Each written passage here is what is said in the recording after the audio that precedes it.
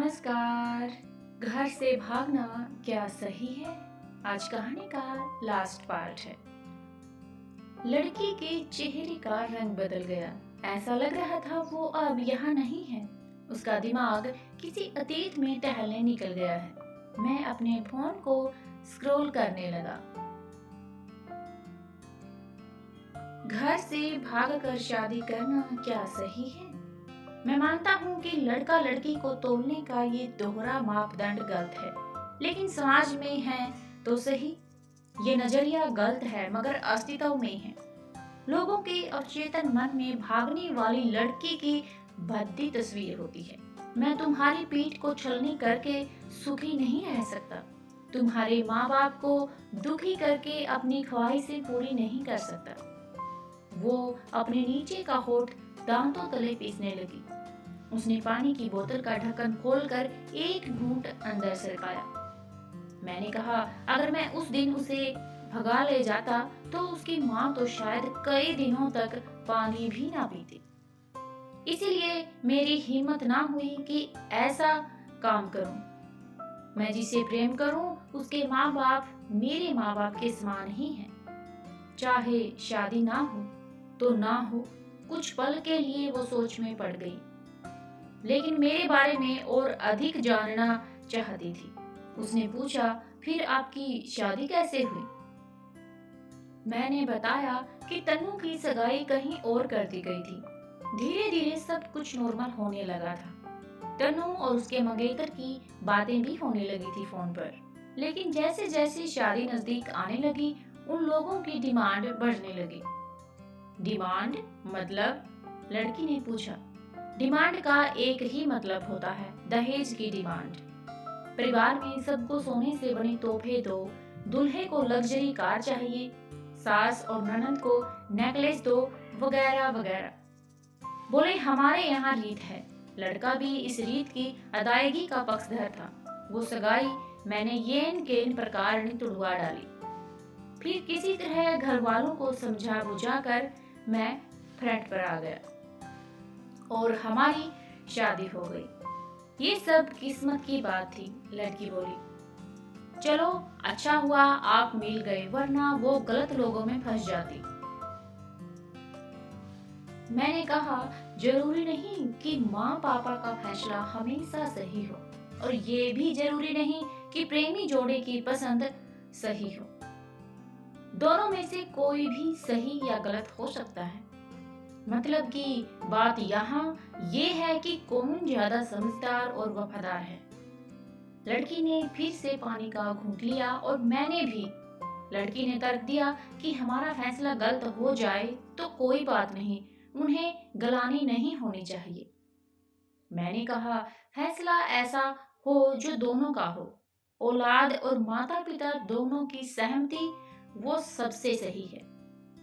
बुरा मत मानना, मैं कहना चाहूंगा कि तुम्हारा फैसला तुम दोनों का है, जिसमें तुम्हारे पेरेंट्स शामिल नहीं हैं। ना ही तुम्हें इसका असली मतलब पता है। अभी उसने पूछा, क्या है इसका सही अर्थ? मैंने कहा, तुम इश्क में हो। तुम अपना सब कुछ छोड़कर चली आई, ये इश्क है। तुमने अकल का दखल नहीं दिया, ये इश्क है। नफा नुकसान नहीं सोचा, ये इश्क है। तुम्हारा दिमाग दुनियादारी के फितूर से बिल्कुल खाली था। उस खाली स्पेस में इश्क इंस्टॉल कर दिया गया। जिसने इश्क को इंस्टॉल किया वो इश्क में नहीं है। यानी तुम जिसके साथ जा रही हो वो इश्क में नहीं, बल्कि होशियारी हीरोगिरी में है। जो इश्क में होता है वो इतनी प्लानिंग नहीं कर पाता, 3 ट्रेनें नहीं बदलवा पाता है, उसका दिमाग इतना काम ही नहीं कर पाता। कोई कहे मैं आशिक हूँ और वो शातिर भी हो, ये नामुमकिन है। मजनू इश्क में पागल हो गया था। लोग पत्थर मारते थे उसे। इश्क में उसकी पहचान तक मिट गई। उसे दुनिया मजनू के नाम से जानती है, जबकि उसका असली नाम कैस था, जो नहीं इस्तेमाल किया जाता। वो सातिर होता तो कैस से मजनू ना बन पाता। फरहाद ने सीरी के लिए पहाड़ों को खोदकर नहर निकाल डाली थी, और उसी नहर में उसका लहू बहा था। वो इश्क था। इश्क में कोई फकीर हो गया, कोई जोगी हो गया, किसी माझी ने पहाड़ तोड़कर रास्ता निकाल लिया, किसी ने अतिरिक्त दिमाग नहीं लगाया।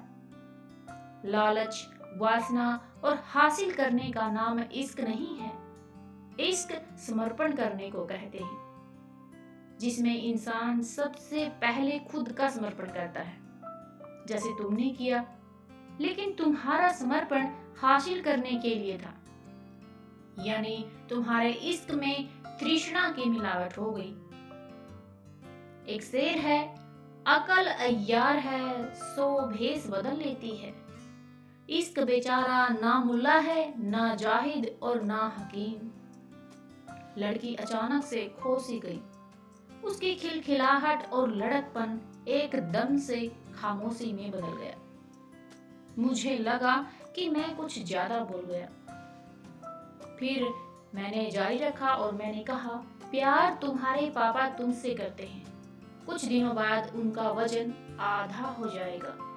तुम्हारी माँ कई दिनों तक खाना नहीं खाएगी, ना पानी पिएगी, जबकि आपको अपने प्रेमी को आजमा कर देखना चाहिए था। ना तो उसकी सेहत पर फर्क पड़ता और ना ही दिमाग पर। वो अक्लमंद है, अपने लिए अच्छा सोच लेता। आजकल गली मोहल्ले के हर तीसरे लोंडे लपाड़े को जो इश्क हो जाता है, वो इश्क नहीं है, वो सिनेमा जैसा कुछ है। एक तरह से स्टंटबाजी, डेयरिंग, अलग कुछ करने का फितूर और कुछ नहीं। लड़की का चेहरे का रंग बदल गया। ऐसा लग रहा था वो अब यहाँ नहीं है। उसका दिमाग किसी अतीत में टहलने निकल गया है। मैं अपने फोन को स्क्रॉल करने लगा, लेकिन मन की नजर उसकी तरफ ही थी। थोड़ी ही देर में उसका और मेरा स्टेशन आ गया। बात कहाँ से निकली थी और कहाँ पहुंच गई। उसके मोबाइल पर मैसेज टोन बजी। देखा सिम एक्टिवेट हो चुकी थी। उसने चुपचाप बैग में से आगे का टिकट निकाला और फाड़ दिया। मुझे कहा, एक कॉल करना है। मैंने मोबाइल दिया। उसने नंबर डायल किया और नंबर डायल करके कहा, सॉरी पापा, और सिस्क सिस्क कर रोने लगी। सामने से पापा फोन पर बेटी को संभालने की कोशिश कर रहे थे। उसने कहा, पापा आप बिल्कुल चिंता मत कीजिए, मैं घर आ रही हूँ। दोनों तरफ से भावनाओं का सागर उमड़ पड़ा। हम ट्रेन से उतरे। उसने फिर से पिन मांगी। मैंने पिन दी। उसने मोबाइल से सिम निकाल दिया और वह सिम तोड़ दी और पिन मुझे वापस कर दी। तो देखा आप लोगों ने कैसे एक समझदार इंसान ने एक लड़की की सोच बदल दी, जो घर से भाग गई थी। समय रहते उस लड़की ने तो सीख ले ली। इसलिए आप इस कहानी को आगे भी शेयर करें, ताकि बाकी लोग भी इस कहानी से सीख ले सकें। अगर कहानी अच्छी लगी हो तो प्लीज़ वीडियो को लाइक, शेयर और चैनल को सब्सक्राइब जरूर करें। वीडियो देखने के लिए आप सभी का बहुत बहुत धन्यवाद।